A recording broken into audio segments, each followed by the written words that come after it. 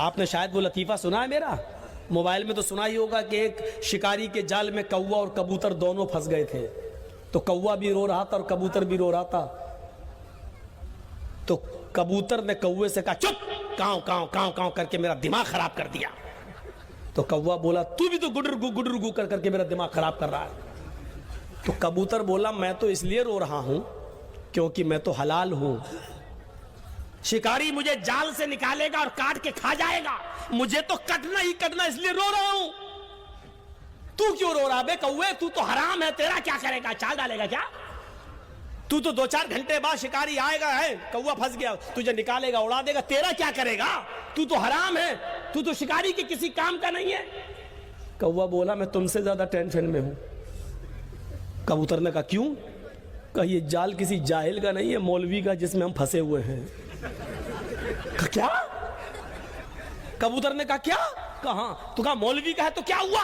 کہا مجھے بھروسہ نہیں، پتہ نہیں کب حلال کا فتویٰ دے کے مجھے بھی کاٹ کے کھا جائے، اس مولوی کا کوئی بھروسہ نہیں ہے، اس لیے میں تم سے زیادہ پھنسا ہوا ہوں، تم سے زیادہ میرا ٹینشن ہے کہ مولوی کچھ نہ کچھ نکال لے گا اپنے لیے راستہ، اپنے لیے راستہ کچھ نہ کچھ نکال لے گا۔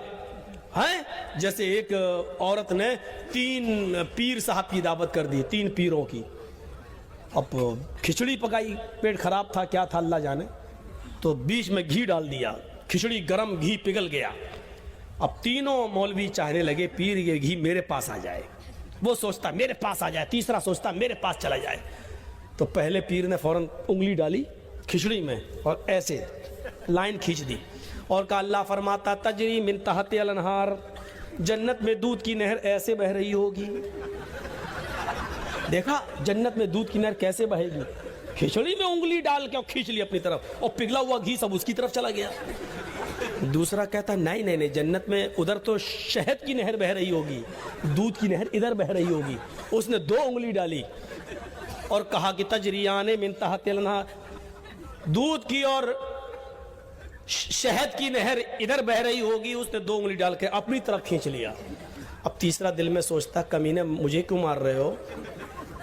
تو اس نے کہا، تیسرے نے بڑا اچھا فارمولہ نکالا، تیسرے نے کہا بھائی تم ڈائریکٹ جنت و جہنم تک پہنچ گئے، جنت و جہنم سے پہلے قیامت آئے گی، اور جب قیامت آئے گی تو زمین میں زلزلہ پیدا ہوگا، آپ کو معلوم ہے زمین میں زلزلہ کیسے آئے گا؟